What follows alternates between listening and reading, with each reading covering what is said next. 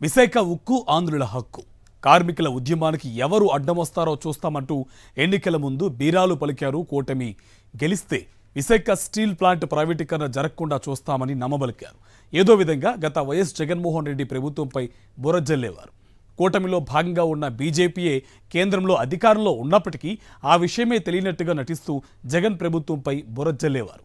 ఎన్నికలైపోయాయి, కూటమి పార్టీలే అధికారంలోకి వచ్చాయి. ఆ తర్వాత షరమామూలే అన్నట్టుగా స్టీల్ ప్లాంట్ కార్మికుల ఉద్యోగుల ఉద్యమాన్ని మరిచిపోయారు. కనీసం విశాఖ ఉక్కు పరిరక్షణ మాట ఎత్తడం లేదు. జీతాలు పడడం లేదని కార్మికులు అడిగితే విశాఖ ఎంపీ చెప్పిన సమాధానమే దీనికి నిదర్శనం. విశాఖ ఉక్కు పరిశ్రమను కాపాడతామని ఎన్నికలకు ముందు హామీ ఇచ్చిన చంద్రబాబు, పవన్ కళ్యాణ్ అధికారంలోకి వచ్చిన తర్వాత తమ అసలు స్వభావాన్ని బయట పెట్టుకున్నారు. ఒక్క మాటలో చెప్పాలంటే ఊసర వెల్లులే సిగ్గుపడేలా మాట మార్చారు. అలాంటి సమస్య ఒకటి రాష్ట్రంలో ఉందా అన్నట్లుగా వ్యవహరిస్తున్నారు. స్టీల్ ప్లాంట్ ను కాపాడే బాధ్యత తమదేనని, ఆ విషయంలో తమ చిత్తశుద్ధిని శంకించవద్దని పదే పదే ప్రకటనలు చేసిన టీడీపీ నేతలు శ్రీభరత్, పల్లా శ్రీనివాస్ అధికారం దక్కిన తర్వాత అసలు అలాంటి హామీనే ఇవ్వనట్లుగా స్పందిస్తున్నారు. విశాఖ ఎంపీగా గెలిచిన శ్రీభరత్, గాజువాక ఎమ్మెల్యేగా గెలిచిన పల్లా శ్రీనివాసరావు కార్మికులకు కనబడకుండా తప్పుకు తిరుగుతున్నారు. వారెదురుగా కనిపించినా సరే తమకు కనిపించనట్లుగా వ్యవహరిస్తున్నారు. రాష్ట్ర టీడీపీ అధ్యక్షుడిగా కూడా పదవి బాధ్యతలు నిర్వహిస్తున్న గాజువాక ఎమ్మెల్యే పల్లా శ్రీనివాసరావు త్వరలో మంత్రి కూడా అవుతారనే టాక్ ఉంది. అందుకేనేమో ఆయన తన బాస్ దగ్గర మంచి మార్కుల కోసం ఉక్కు కార్మికుల సమస్యలను మరిచిపోయినట్లున్నారని కార్మికులు మాట్లాడుకుంటున్నారు.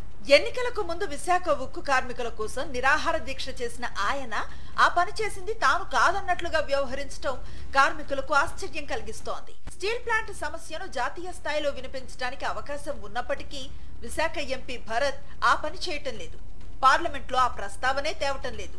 నోరు తెరిచి మాట్లాడితే సీఎం చంద్రబాబు నాయుడు ఆగ్రహానికి గురికావాల్సి వస్తుందనే భయం ఆయన్ను వెంటాడుతున్నట్లుందని కార్మికులు చర్చించుకుంటున్నారు. ఈ నేపథ్యంలో గడిచిన 3 నెలలుగా జీతాలు అందకపోవడంతో విశాఖ ఉక్కు కార్మికులు తీవ్ర ఇబ్బందులకు గురవుతున్నారు. ఇదే విషయాన్ని తెలియచేద్దామని ఎంపీ శ్రీభరత్ వద్దకు వెళితే వారికి చేదు అనుభవం ఎదురైంది. అవునా, మీకు జీతాలు పట్టం లేదా? ఈ విషయం నాకు తెలీదే అని ఎంపీ శ్రీభరత్ ఉక్కు పోరాట కమిటీ నేతలతో అనటంతో వారికి షాక్ తగిలినట్లయింది. బాధ్యత గల ఎంపీ పదవిలో ఉన్న శ్రీభరత్ కు ఇంత పెద్ద విషయం తెలీదా? తెలిసినా తెలియనట్లు నటిస్తున్నారా? ఇలాంటి ప్రశ్నలతో విశాఖ ఉక్కు కార్మిక సంఘాల నేతలు వెనుతిరిగారు. తమ ఆకలి కేకలపై స్థానిక ఎంపీకి కనీస అవగాహన లేకపోవటాన్ని వారు జీర్ణించుకోలేకపోతున్నారు. ఇది అత్యంత దుర్మార్గమైన విషయమని వారు ఆవేదన చెందుతున్నట్లుగా సమాచారం.